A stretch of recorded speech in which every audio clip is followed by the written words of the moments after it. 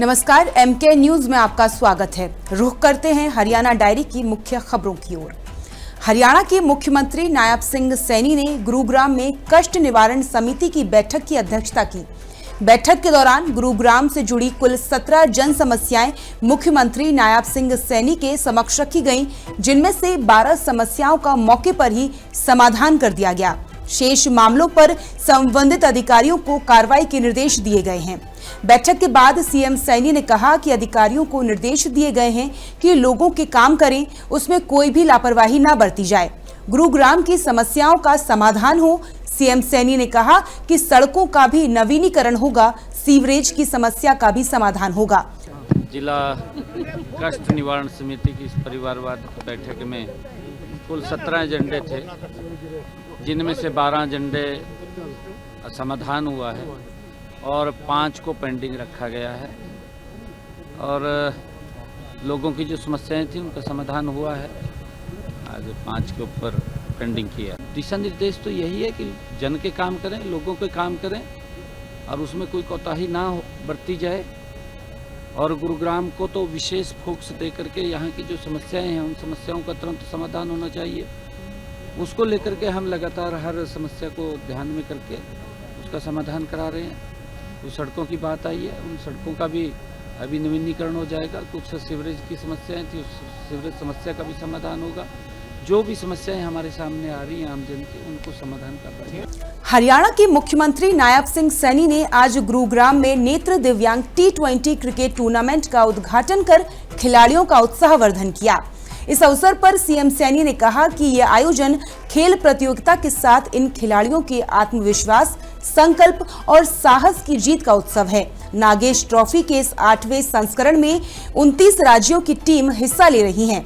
निश्चित ही ये प्रतियोगिता आने वाले दिनों में अनेक प्रेरक कहानियां गढ़ेंगी।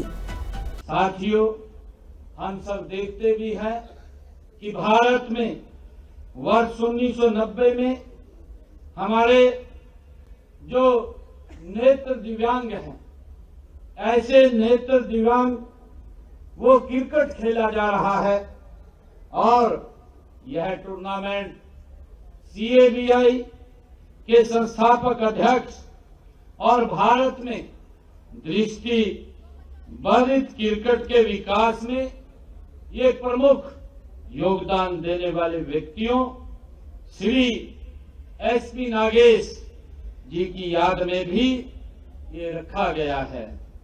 साथियों, नागेश ट्रॉफी के 8वें संस्करण में 29 राज्यों की टीमें यहाँ भाग ले रही हैं। हरियाणा के मुख्यमंत्री नायब सिंह सैनी आज गुरुग्राम में आयोजित मुख्यमंत्री कप 2026 के उद्घाटन समारोह में बतौर मुख्य अतिथि शामिल हुए।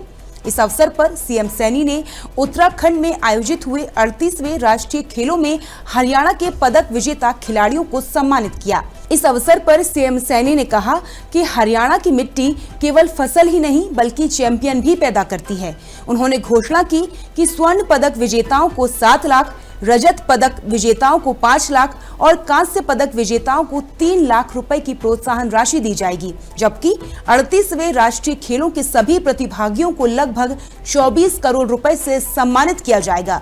मुख्यमंत्री कप 2026 की ये प्रतियोगिता 3 दिनों तक चलेगी, जिसमें 6 खेलों में करीब 3600 खिलाड़ी हिस्सा लेंगे। सीएम सैनी ने कहा कि स्वस्थ युवा ही विकसित भारत की मजबूत नींव है। साथियों, ये हरियाणा की माटी है।